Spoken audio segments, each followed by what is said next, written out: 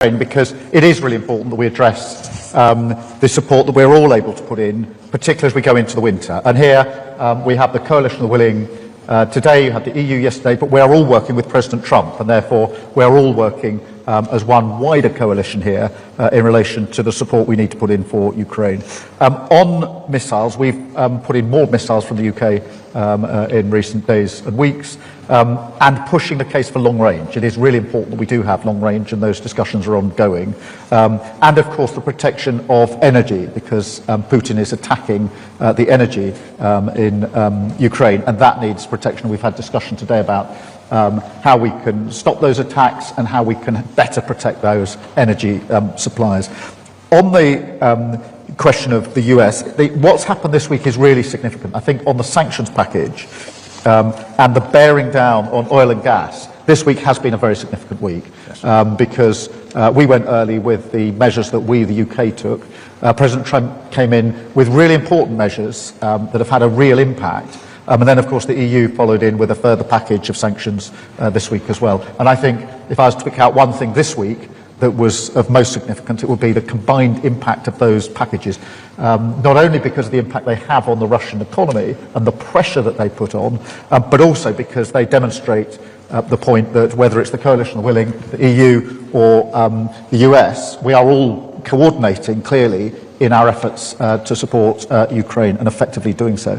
The other thing I would point to is the progress made on Russian assets. Yesterday the EU took a very important step forward, and there was absolute clarity in this afternoon's meeting that we need to see that progress come to fruition within a short timetable, because that would be a really material further support that we can put in for Ukraine. So when we said that the ambition really this week, if you like, is to take Russian oil and gas off the global market, we've taken a significant step forward.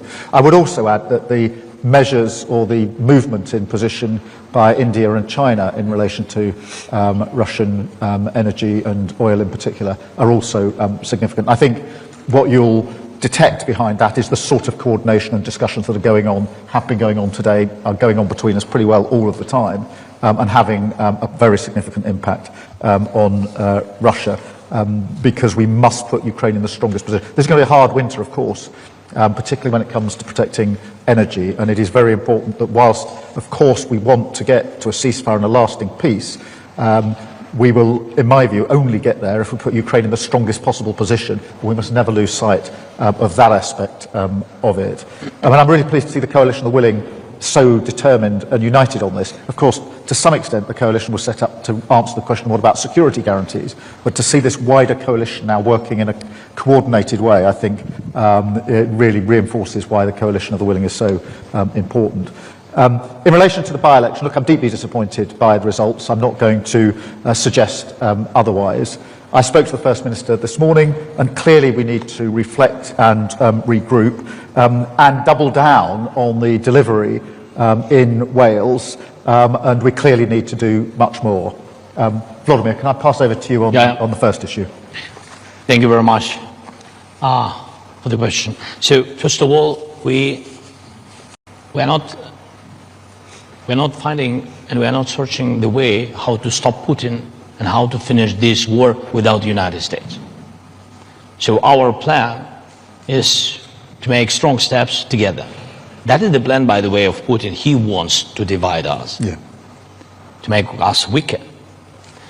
And that's why I think that we have to do everything together. First, of course, pressure on Putin, but really practically. First, sanctions, and you see 19th package, and oil pressure from the United States.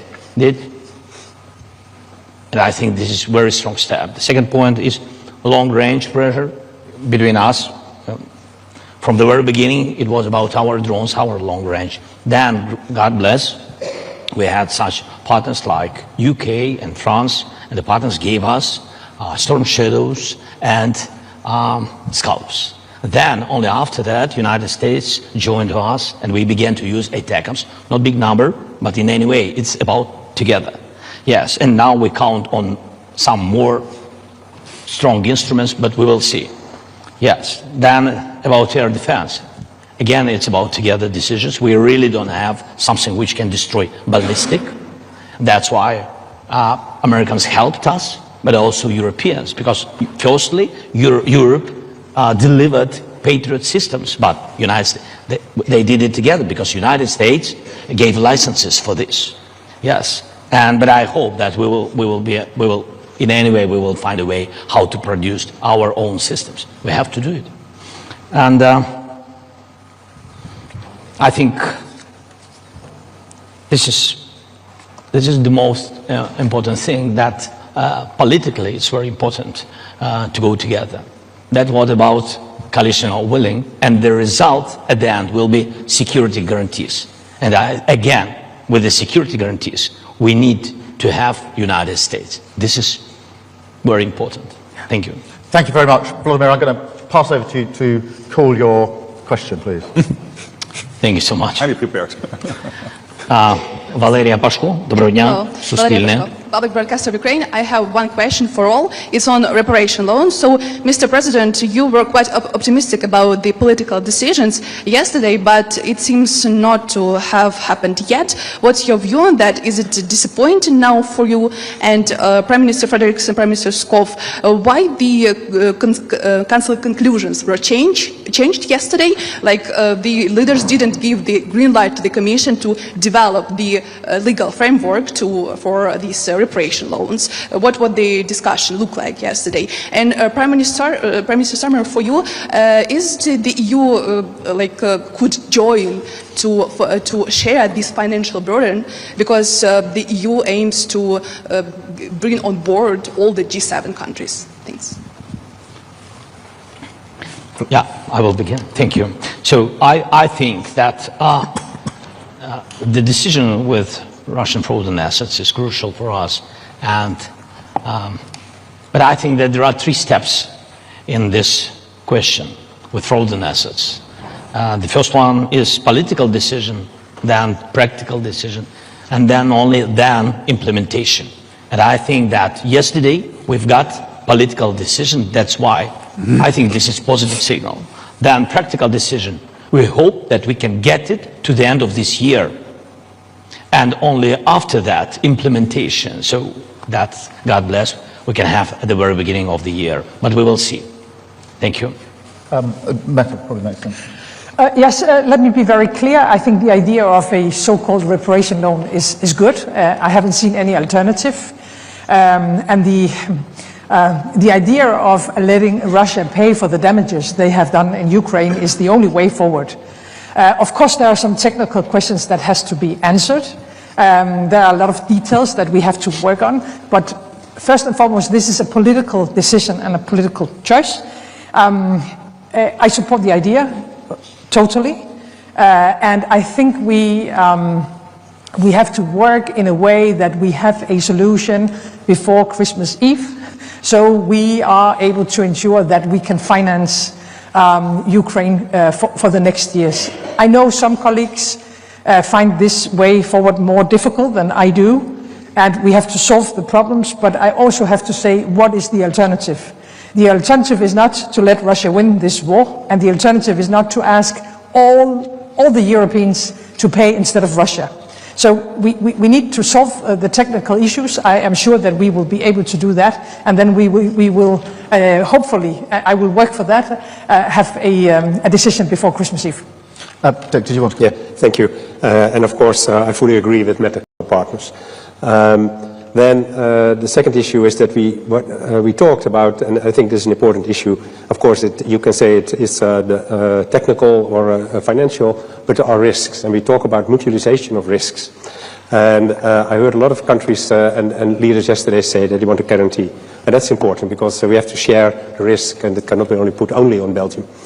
And then, third of all, I hope, just as Meta said, that we come to an agreement on the technical workout of the reparation loan, because financially it's going to be important, but also politically it's important to hurt Russia, and therefore I'm much in favor. Thank you.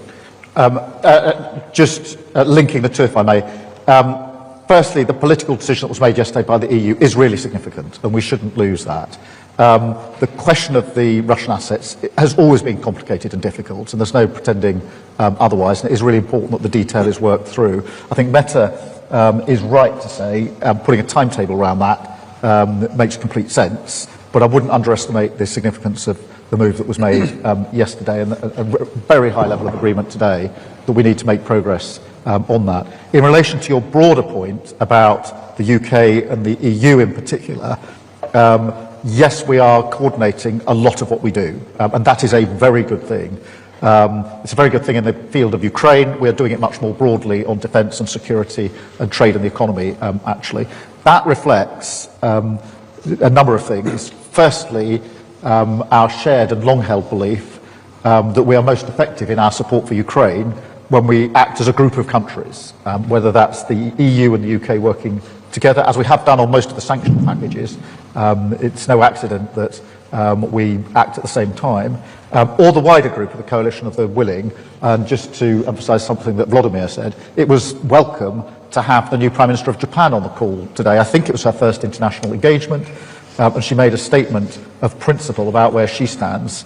And it was a very strong statement to the coalition of the willing. The fact that she chose this forum as her first international contribution and was so clear and powerful in her words, I think emphasises that that coalition and the ability to bring together so many countries here is really important. So the first reason the UK and the EU are working well together is because of that most effective rule.